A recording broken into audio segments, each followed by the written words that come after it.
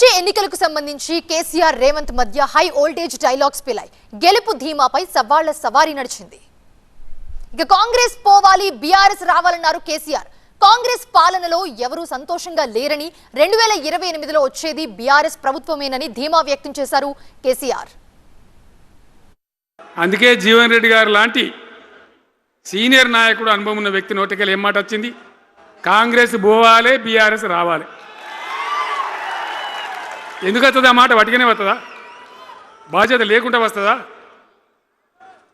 ఏది చూసినా కూడా చక్కదనం లేకపోతే, పొద్దున్న లేతే దోపిడి తప్ప ఇంకోటి లేకపోతే ఎందుకు ఈ పరిస్థితి వస్తుంది?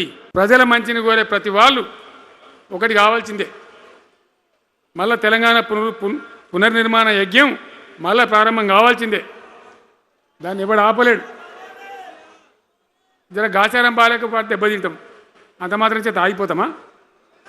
ఊకుందామా?